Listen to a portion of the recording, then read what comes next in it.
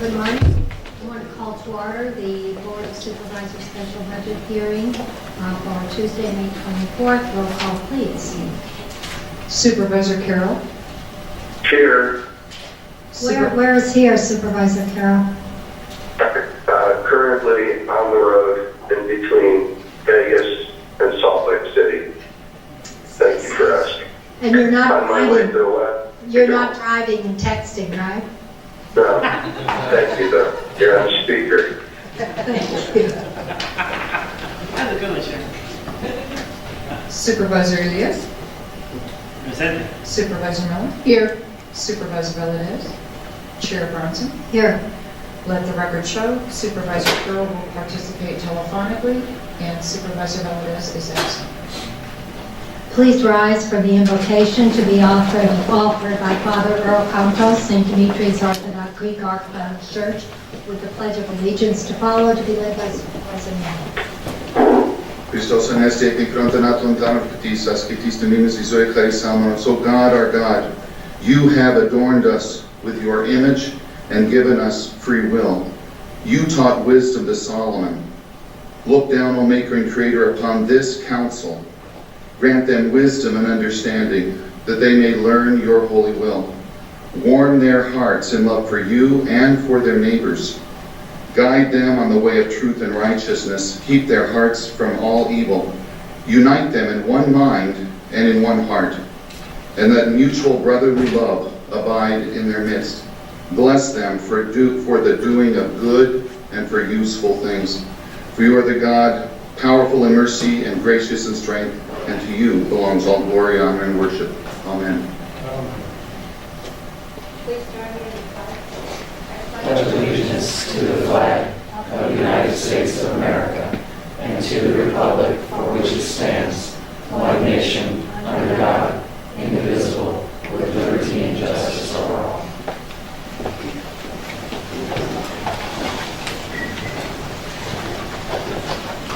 All right. There's a pause for comments. We'll pause it. Okay, and let's Would any staff members like to take a dog sight unseen? Kind of a pig in a poke deal? I think we have to Very well, right. seriously. Okay, then we have here listed call to the public, but if you would like to be heard when we adopt the budget, we can do that. That's item 11 and 12. Up to you guys. Well, let's just do call to the public then. All right, Christopher Cole, and again, 3 minutes, and please be civil.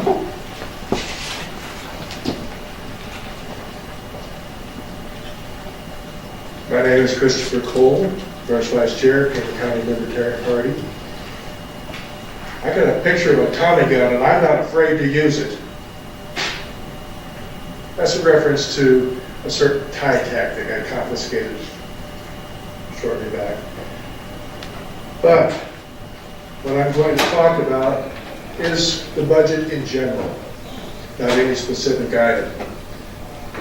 Because I can make this complaint probably about 80-90% rough guess of the Pima County budget. The principle of governance in America is supposed to be adhere to the rule of law.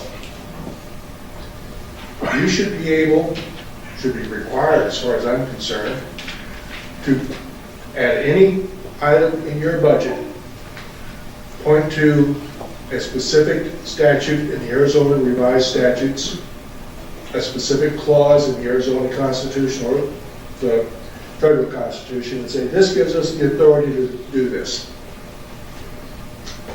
I don't think you can do it for probably, like I said, 80-90%.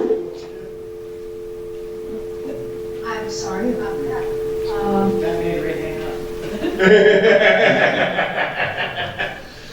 Well, he never listens anyway, at least according to popular belief. raise. I'm not commenting on that. But every dollar that you spend hurts the economy. Probably, in most cases, more than whatever good it does. Because what you're doing is you're taking the money away from people who could spend that money the way they want, whether it's for medicine, for food, for new clothing, for a vacation, for businesses. They could be paying their workers more.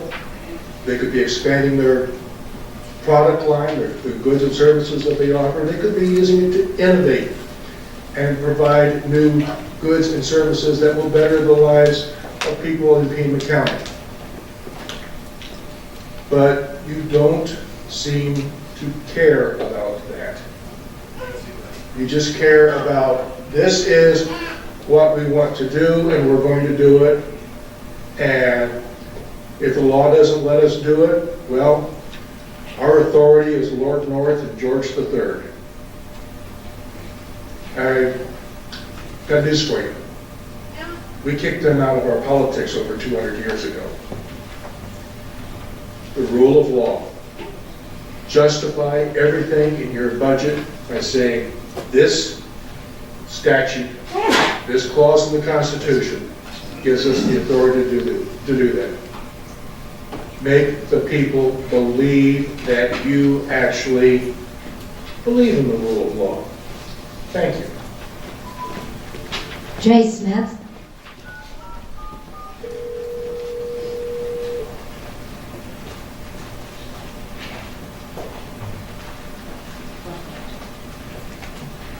Mr. Carroll, Board of Supervisors, I'm Jay Smith. I'm a corrections officer at the jail. I've been there 26 years.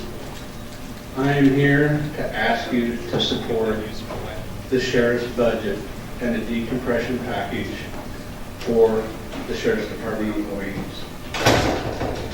There's a lot of talk about money, and that's what it is, it's money. But the decompression package is about experience. When I started working on this a year and a half ago, I asked corrections officers what do they want, a pay raise or decompression.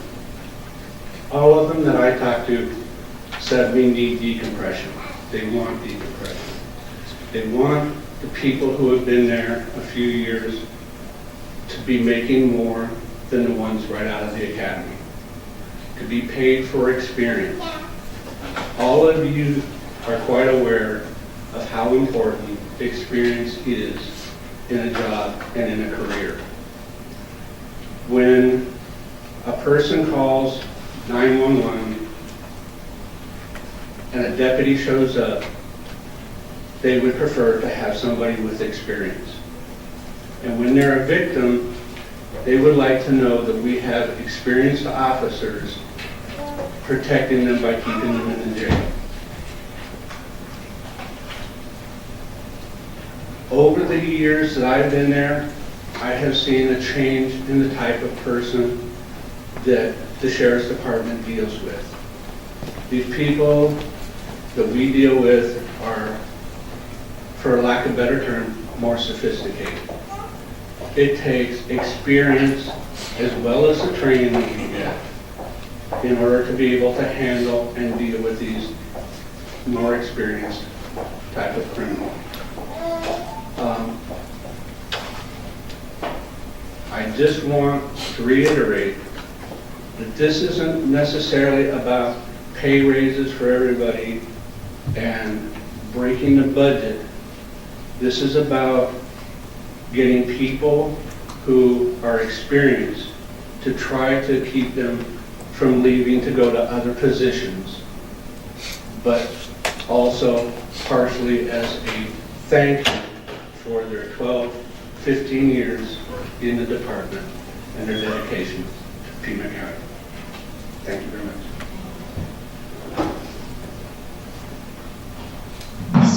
Excuse me, I didn't mean to do that. Supervisor Carroll, have you joined us again? Yes, I have. Thank you, Madam Chair. Okay, Supervisor Carroll is with us now, so let's see, we have one more speaker, Deborah. Pima?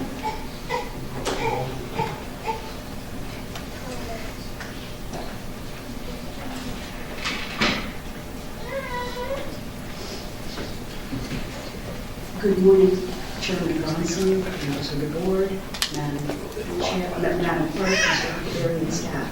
My name is Deborah Pella. I represent the 250 members of the Pima County Probation Officers Association.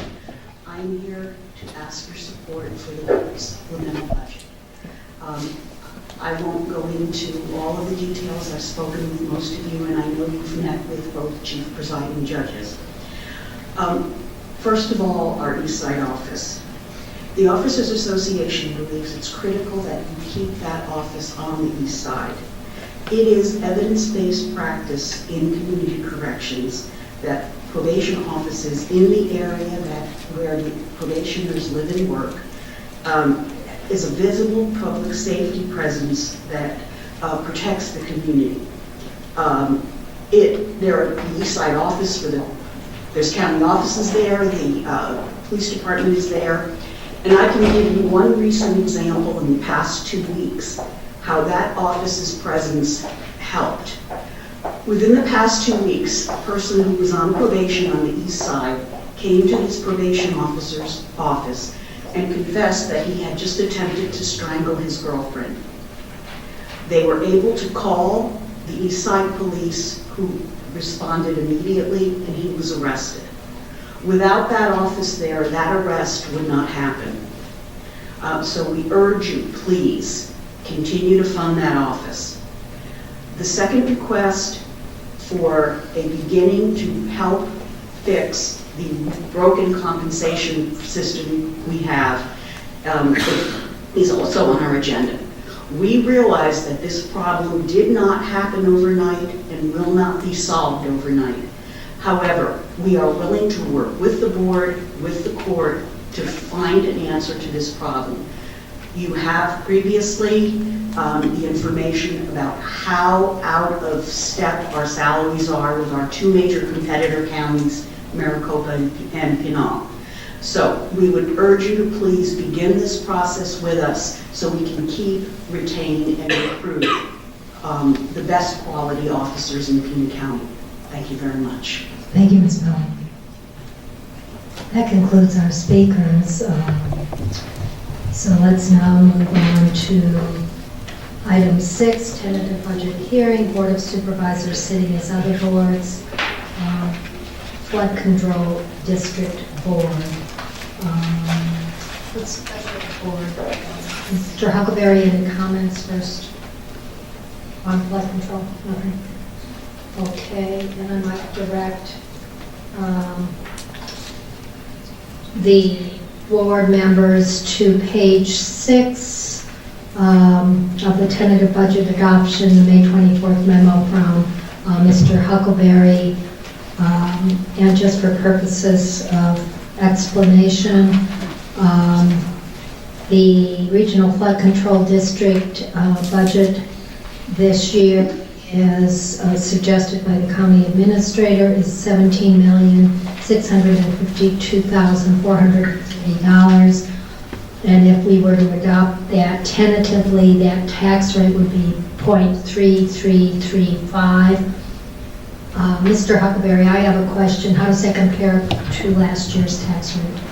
Yes, Madam Chair, members of the board, it's a 2-cent increase that is allocated to the capital program for major repair and restoration of flood conveyance capacity on the Santa Cruz River and the Rito River.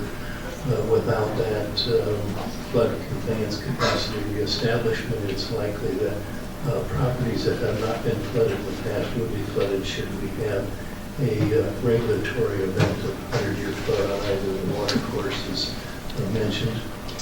I would also like to remind the board that in tentative budget adoption, and this applies to every one of the tentative budgets you're going to adopt, is we're setting the ceilings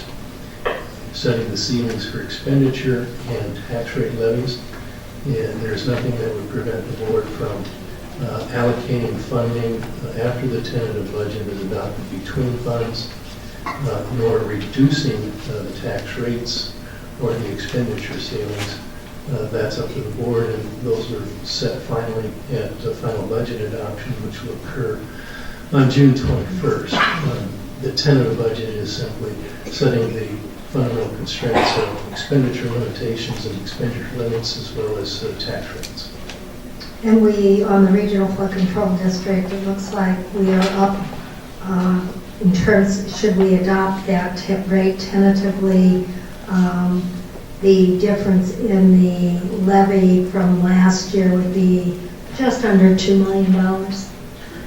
Yes, Madam Chair, and another point of information, the Arizona legislature in this prior year adopted truth and taxation requirements for the secondary levies. We have always operated for probably the last 10 to 15 years under a truth and taxation requirement under the primary property tax levy. It's just this last year that the legislature established that for secondaries. They established a level that was lower than some of our expenditures in the previous years, and therefore, if you look with the library district, flood control district, the primary property tax rate, we will be holding truth and taxation hearings on each of those secondary levies as well as the primary. And that will be on June 21st. That will be on June 21st. Thank you. All right, any comments or questions from board members? Madam Chair, Supervisor. I'm going to go ahead and move the tentative flood control district budget. Second. Well, and I was going to read the amount, but I appreciate the second to my motion, Supervisor Carroll. $17,652,430, effective tax rate of 0.3335. There's a motion and a second on the floor. Roll call. Supervisor Carroll. Aye. Supervisor Elias. Aye. Supervisor Miller. No, Madam Chair, I'd just like to comment that I believe we should be actually cutting our expenditures instead of increasing them. Thank you. Chair Burns. I believe we need to protect the people, which is why I voted aye. I would hate to see we lose some folks in a 100-year event. All right, moving on to the Improvement District Board. These are hearings and review and adoption of the County Improvement District tentative budgets for fiscal year 2016-2017. These are hearings. Anybody want to address us? And Counselor, then I have a question for you. I think we've answered it, but just to make a matter of record. In terms of adopting this budget, we should read into the record or not all the improvement districts and the FY 1670 property tax levy, or can we just say as presented in the in item 8 on our agenda tonight? Madam Chair, the amounts are all stated in the agenda, so I think it would be legally acceptable for you to simply say as stated in the agenda. Okay, thank you. What's pleasure of the board? Madam Chair, Supervisor. I'm going to go ahead and move the Improvement District Board budget for 2016-2017 as printed in our agenda for today's meeting. Anyone closing? Second. We have a motion and a second, and that motion includes closing the hearing, correct? I'm sorry, yes, that's correct. It includes closing the hearing. Thank you. Did we close the hearing on flood control? I don't believe I did. Can we go back? Let's take a roll call on this one, and then we'll come back to flood control. Supervisor Carroll. Aye.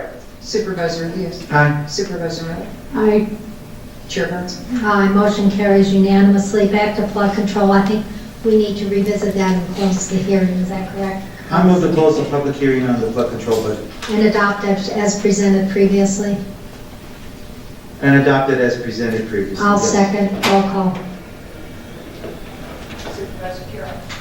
Supervisor Carroll. Supervisor Elias. Aye. Supervisor Miller. no. Chair Burns. Aye. Motion carries. Moving on to Library District Board. This is a hearing for the review and adoption of the Library District tentative budget for fiscal year 2016-2017. Question again to you, Mr. Huckleberry. With the library district, it looks like the levy is up by a little over $1 million. And so the tax rate has risen by how much? The tax rate district is the same rate that it was last year. This is just a difference in assessed valuation. The growth in assessed value, which is about 2%, 1%, 1.5% is new construction, 0.5% is appreciation. And the increase in the levy represents that increase in the tax base. In addition, you'll note that given the levy amount, we're still about $200,000 over what the legislature established as their beginning base for truth in taxation notice, and therefore we'll be publishing the truth in taxation notice in the library district as well for a hearing on the 21st. Thank you. Any questions from the board members? If not, with pleasure for Madam Chair, Supervisor Lewis. I move that we close public hearing and approve the County Free Library District budget for 2016-2017, the amount of $42,166,526 for an effective tax rate of 0.5153. I'll second. Roll call. Supervisor Carroll. Supervisor Carroll. I think we lost him. Supervisor Carroll. Aye. Supervisor Elias. Aye. Supervisor Miller. I'm again, no, with the valuations rising and the huge increase in the library district last year, I believe we should be cutting the rate to keep the expenditures, at least keep them at the level they were last year. Chair Brunson. Aye. Were we to cut the rate, we would cut some libraries. And I can't, I don't think that's a good idea. Madam Chair. Thank you. Madam Chair, The vote's over, sir. Ma'am. I'd like to make a comment after No, you just no, made a we're comment. taking the vote. Fine. Moving on to Stadium District Board, this is a hearing. Is there anyone in the audience that wishes to address us on this item? What's the pleasure of the board? Madam Chair, Supervisor Elias. I move to close public hearing and approve the Stadium District Board budget for 2016-2017 in the amount of $5,398,439. I'll second. Second. A second from Supervisor Carroll. Any comments? Roll call. Supervisor Carroll. Aye. Supervisor Elias. Aye. Supervisor Miller. Again, no, because we should be holding our expenditures steady, and we would not have a need to increase the expenditures this year, so I'm voting no. Chair Brunson. Moving on to Board of Supervisors, finally sitting as a Board of Supervisors.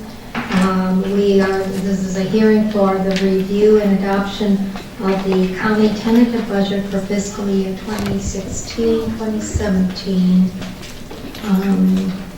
Is there anyone in the audience that wishes to address us on this item at this time? What's the pleasure of the board? Madam Chair, Supervisor Elias. a couple comments I wanted to make before making a motion on the item, if it's okay. Throughout all our budget hearings, the overwhelming issue that we heard from people was that of compensation. And so we've heard those voices, and we are going to work at making sure that we have a package that includes that to some degree in this budget. But I think this is the time when we need to be careful about how we spend our money, and it's important to be prudent. But compensation is a big issue for all our employees. We've especially heard from our public safety employees. I also think that in Mr. Huckleberry's memo regarding the tentative budget, he talks about several issues that I think are important as well. And I think he spells out the situation pretty well. Just wanted to make a comment that I feel like it's important to continue the work at the Adult Probation Office on the east side of town. I think that's critical to all of us. It's not a ton of money, but it is very important to those probationers, and especially important to our probation employees. And so I think that's critical. I also agree with increasing job path funding by $75,000 more or less. They are producing well-paying jobs for people, and they've become a valued community partner. And the economic studies that we've seen show that they've increased their value over time, so I think that's critical for us as well. Still figuring out what's going to happen with the state. We understand we're going to get some kind of response back from court cases that are going on right now, and that'll dictate some of the choices that we make between the passage of our tentative budget and the passage of our final budget in June. So stay tuned for that. I think that's all critical to us and what we're going to be able to help people as deeply as we can. With that, I'm going to go ahead and move the tentative budget for Pima County for the year 2016-2017. Close public hearing and move the budget in the amount of $1,232,105,266 for an effective tax rate of 6.0395. Is there a second? Motion dies for lack of a second. I think it's unfortunate we don't have a full court today, that Supervisor Valdez hasn't joined us. As I look at the budget, we've got total major budget cost increases amounting to about $67.5 million. About $18 million as a result of state budget cost shifts. We've got some increases in employee benefits in the amount of $4 million plus. We are increasing capital project costs about $23 million. Now, much of this is not necessarily in our control. It's dictated by events that we have no control over. And Supervisor Elias, I think, is correct in his assessment. Clearly, we've got real issues today with employee compensation. Things haven't, since 2008, we've barely been able to compensate. We have given some raises over the last couple of years, but mostly it's been flat. I'm concerned, and I think Supervisor Elias shares that concern, that this is especially difficult for those employees who are making $12 or $12 an hour. It's employees at the lower end. I would ask the county administrator if we have about a little over 7,000 employees, and of those 7,000 employees, how many are making below the median wage? Do we know? Do we have any idea how many of our employees are making below the median wage for our Tucson region? If you don't know, you don't know, but we can get that information. Madam Chair, we have a complete distribution of the annual salaries base compensation for all county employees. And I believe the number is probably about $3,000, maybe $50,000 or less. And the median wage is probably in this region 36 to 37. In 2014, I think it was 42 something. We can find that out. I won't speculate what the number is. Clearly, we've got some issues, but as we look at our constituents across the county, none of them, their wages have been flat. They've seen increased costs, whether it's consumer costs or increases in their mortgage costs. So I don't know how we get to an equitable situation here where we're not going to be able to deal with the compression issues in any substantive way in the near future, just based on some of the restrictions coming at us from the state, both in terms of our ability to make decisions locally, as well as the state cost shifts. At the same time, I don't think we're going to prosper economically if we continue to cut to the bottom. That hasn't worked for any jurisdictions or entities that have tried that. We need to grow our economy. I don't have any particular answers, but I think it's clear that we need to put the public back in public policy. I am hesitant to support the budget as presented. I do understand that the 1.2 billion approximately overall is a frugal budget. It's one that was well researched, but at the same time, you know, we're struggling with constituents who've seen stagnation of wages, loss of jobs. I mean, just in my district with Freeport-McMoran, miners, 400 plus miners lost their jobs recently, and we have not begun any kind of significant economic recovery. So I, again, am struggling with this and hoping we can in some way hold the tax rate steady and still do what we should be doing in terms of bringing the needed services to constituents. So I don't know, Supervisor Elias, do you have any thoughts? Well, my main thought is I understand your concerns, Supervisor, and I share many of those concerns. Setting the ceiling in a position where we have some choices to make in the next few weeks, I think puts us in the position to be able to look at the necessary level of austerity that we need to exercise related to this year's budget. If we cut the legs out of that at this point by approving something below that, we'll have fewer choices to make and bind ourselves into a more difficult situation. If we see fit to approve an amount in final budget that's less than what we approved today as tentative, I think that's a perfectly reasonable position to take at that time.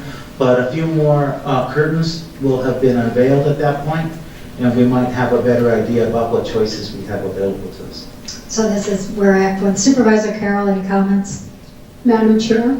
Excuse me, recognize Supervisor Carroll.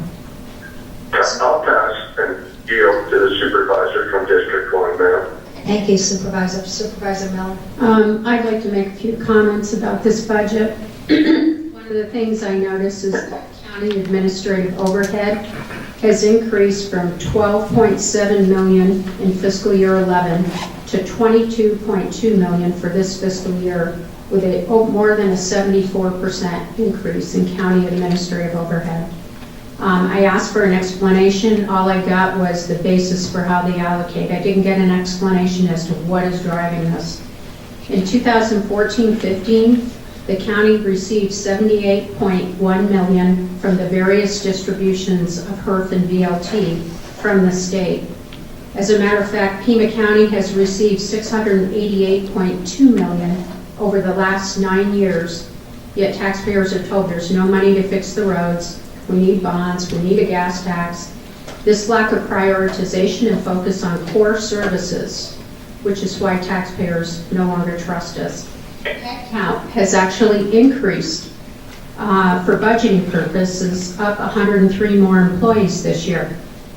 The more employees we have, the less money we're going to have for raises.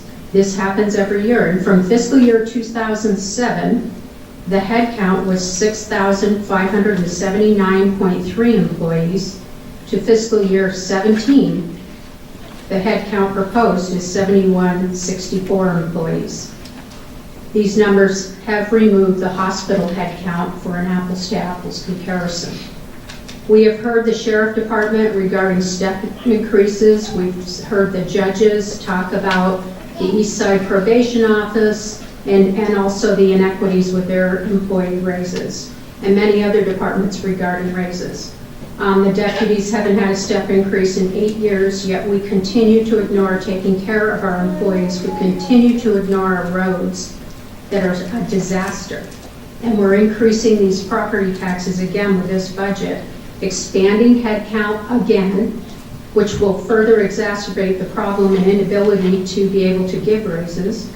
And these ever-increasing property taxes year after year are the root cause for our inability to attract business here in Pima County. That's why we're stuck in a no-growth community. The other jurisdictions in Arizona have recovered. Pima County has not. It isn't hard to figure out what the root cause is. And until we get disciplined and focus on our core services, such as getting serious about roads, cutting taxes, we will continue to suffer the same situation: no growth, no expansion of the tax base. And I can't support this budget as it's presented. Thank you. I would remind you that indeed we are growing the tax base. We've seen valuations rise this year. And in fact, we are attracting business. We just got a direct flight to New York, and it's not a red-eye flight. We have, Caterpillar is locating its regional headquarters here for an anti-business climate. I find that very unusual. Why would they do that? Excuse me, I am not finished speaking, Supervisor Miller. I did not interrupt you. Go ahead. I'd like to speak after. I think Supervisor Elias had asked to speak, and then I'll recognize you. But the fact is, we have spent our HERP dollars wisely. I do not know how we could have spent them differently and fixed more potholes. We have a limited pile of money with which to work. You offer, what you offer is not a solution. It is simply rhetoric, and it provides no reasonable solution to the challenges we face.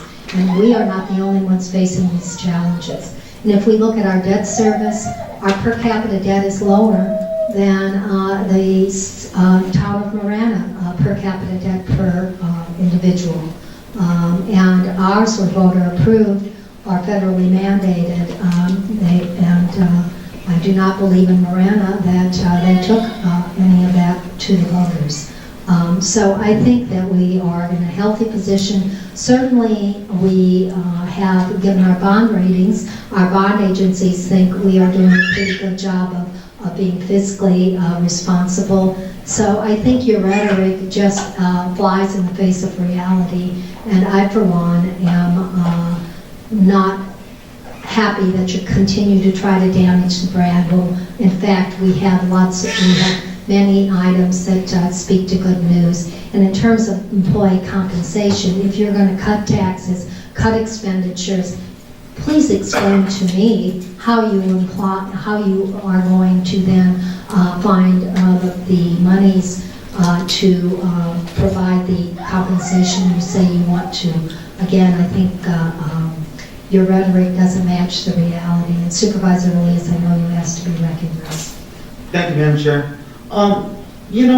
Supervisor Miller's comments again lead us down that pathway of creating an environment where we're trying to make improvements to our economy by cutting our government down to nothing and cutting its services down to nothing. I'm afraid that's not a very satisfactory solution for the people who live in District 5. These are folks who have needs, who recognize that county government provides an important level of services to them.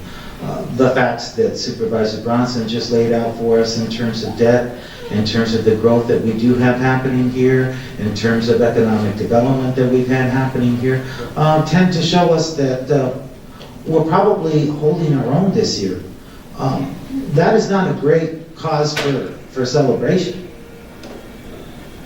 But I, for one, would rather leave us some options so that we can make decisions once we find out a little bit more about the court cases that remain in front of us, Once we find out a little bit more about how the public is responding to the questions that we're trying to answer here today, I think that's the more prudent, thoughtful, intelligent way to go about this particular budget year. But I think that's sufficient at this point. I'd be willing to comment some more after hearing some more discussion. Supervisor Miller? Madam Chair, the first thing I would have done to be able to cut costs is I wouldn't have funded the spaceport. That's $20 million. I wouldn't have funded the land that was purchased the first day of the fiscal year in 2014, $16 million. And Oh, the voter approved bonds, is that the land? I just a point of clarification. I'm talking about the soccer dirt. And also the to attract business here now, we're having to invest tremendous amounts of money, $53 million as a matter of fact, to get the Caterpillar jobs here.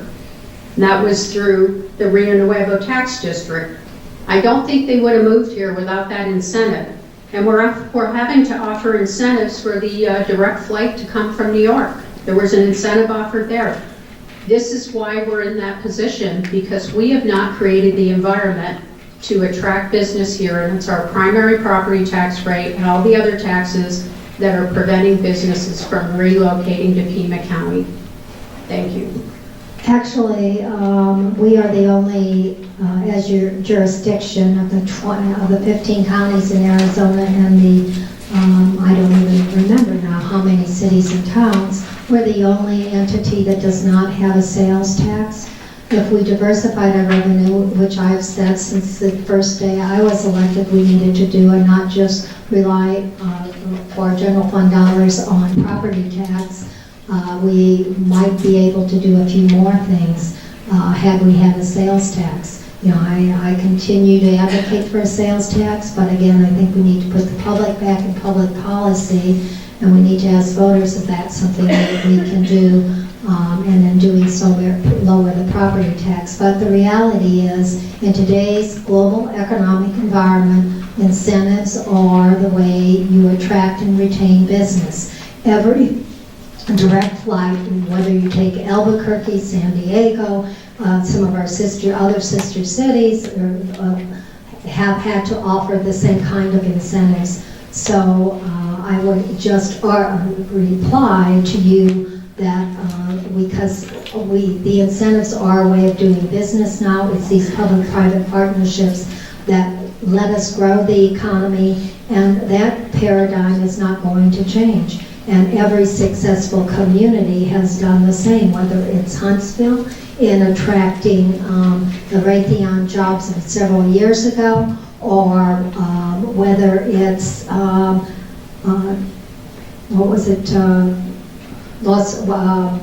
Nevada attracting, Tesla. That incentives are a way of doing business now, and we need to grow up and face that fact if we're going to stay economically competitive in this, again, in this global environment. Supervisor Supervisor Carroll, do you have any comments? Madam Chair, I believe it's time to move on and call for a vote.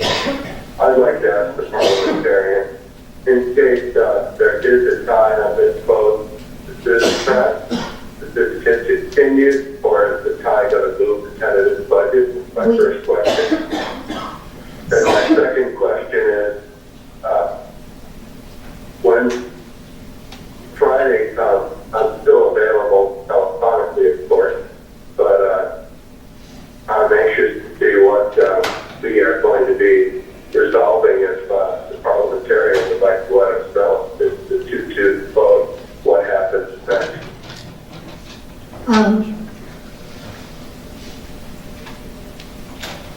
Madam Chair, was the question?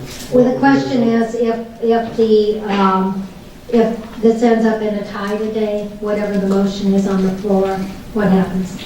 Under the board's rules, Madam Chair, the item would be continued to the next regularly scheduled meeting of the board. And in that case, let me ask Mr. Huckleberry procedurally, or Mr. Burke, don't we have to adopt a budget today in order to time timelines?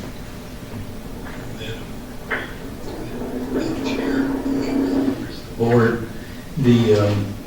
all depends upon the advertising timeframes, and the question is whether or not, if this were to result in a tie and continue to the first meeting in June, which is the 7th, does that give us sufficient advertising time to post the notices with the Arizona Daily Star?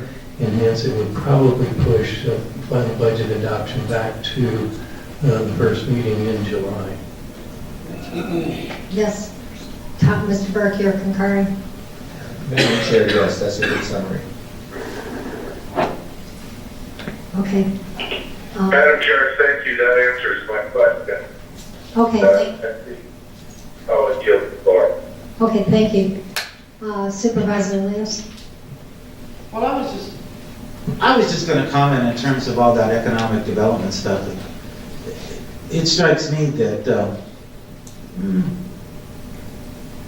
I don't know that people like incentive packages so well, but we wouldn't have Raytheon if we wouldn't have given them a lifetime incentive package that every voter still pays for every single year.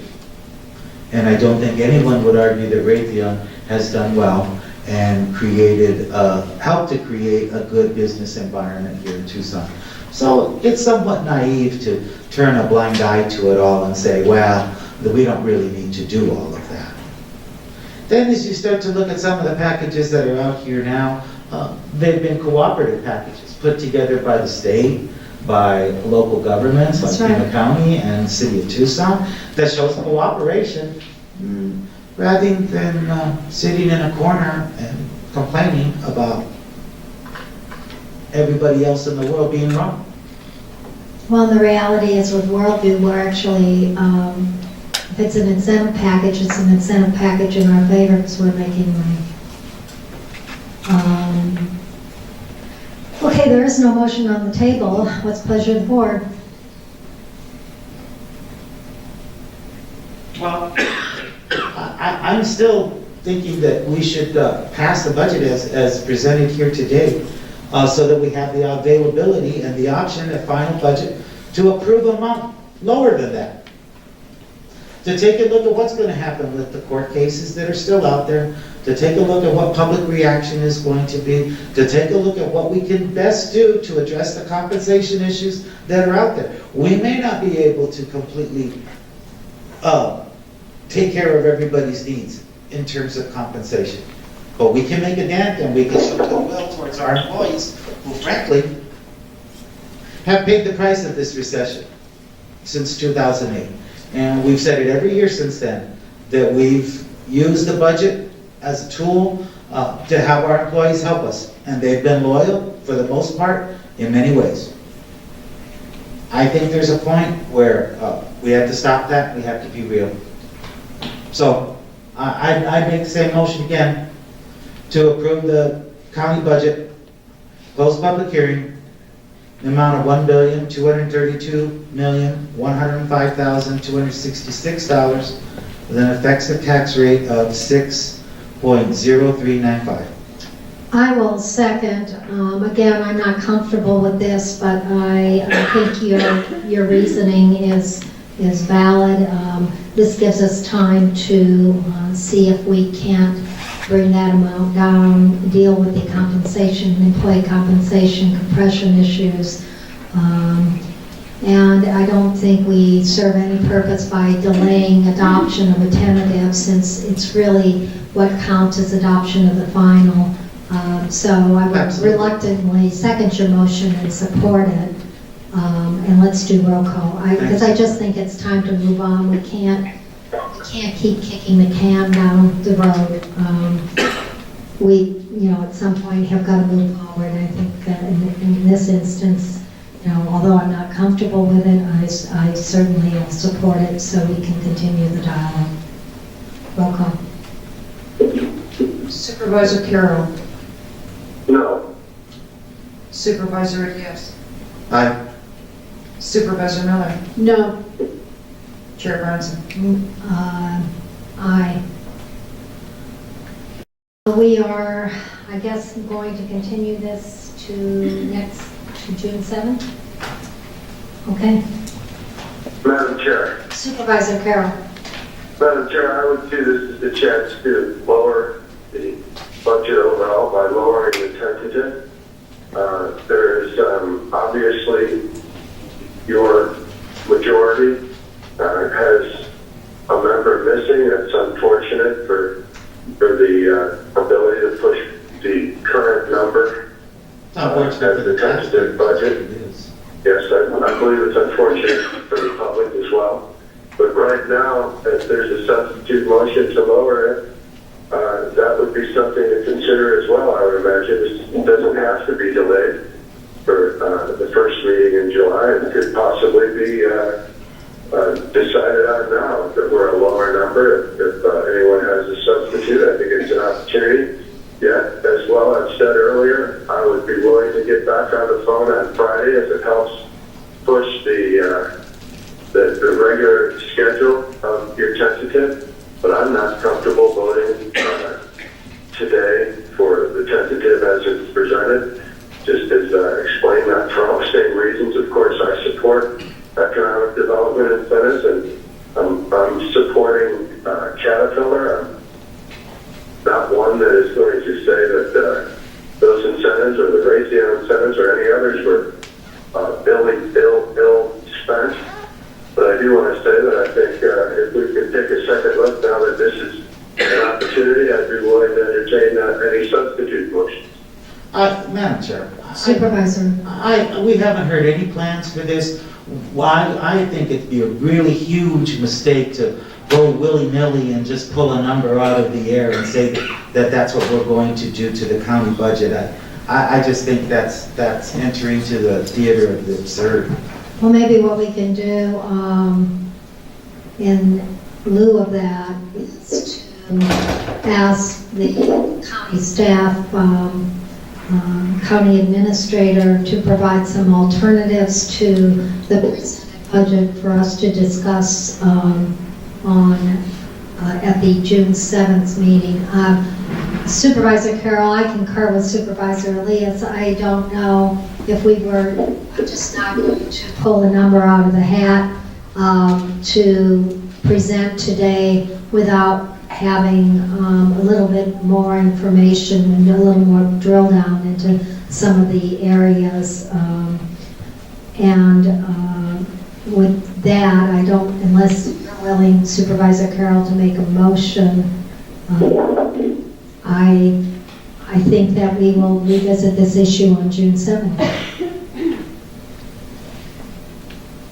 Well, my substitute motion would be to delay this vote until just this Friday when we can have a full board once again look at it. If there's an alternate, I could prepare. I've been on the board long enough to know that tentative budget is usually a routine and easy vote to have. So I've said it's unfortunate you're missing a member of your quorum on the Democratic caucus, and I was going to use it just as by decorum rules to say I'll wait until Friday until you regroup unless someone has a substitute motion and they want to push it through. I am not prepared to make that except to say that we should try to be fair to each other's caucus. Obviously, the Republicans don't agree that this is the right budget for tentative sake, and that's what I'm trying to express to you. I'd be willing to come back on the phone on Friday and not push any delay of the future budget hearings or the advertisement for the final budget. Well, I think at this point, Supervisor Carroll, we're not sure why Supervisor Valadez is not at today's meeting, and so should we call something on? Well, today is Tuesday. Probably, I do not see Friday as something doable. So I think we're going to just either have another special meeting, and I don't know procedurally, again, staff, in terms of, well, let me ask the clerk, what kind of advertising would be required? Madam Chair, members of the board, there's nothing magic about adopting the budget for July the 1st. So what I would suggest is obviously let this carry over to the first meeting in June, and we'll know a lot more about the court case and other issues. And we will then calculate the new adoption date based on the required advertising, because we have to publish the notices of truth and taxation hearings and the final budget hearings. And it will either be the first meeting in July, or it will go to the date that is required based on the advertising. Okay. Did you hear all of that, Supervisor Carroll? Yes, I'm satisfied with the explanations, Okay. County Administrator. And I think that some of the questions that were asked today and some of the recommended cuts, if we could get a review of those and the result and the net effect. Okay, so then I guess we have one more. Madam Chair. Supervisor. I go ahead and move that we close the public hearing and approve the debt service tentative budget for fiscal year 2016-2017 in the amount of $115,455,401 for an effective tax rate of 0.7. I'll second that. Motion and a second, roll call. Supervisor Carroll. No. Supervisor Elias. Aye. Supervisor Miller. Yes. Chair Burns. Aye, motion carries. Madam Chair, Now we move to item 13, the I'll go canvas. ahead and move on 13. That's the canvas for the special election of May 17th. I'll second. Any objections? Hearing none, motion carries. That concludes today's special meeting. Our next meeting is June 7th on Tuesday. If there are no objections, this meeting stands adjourned, and we will see you on June 7th.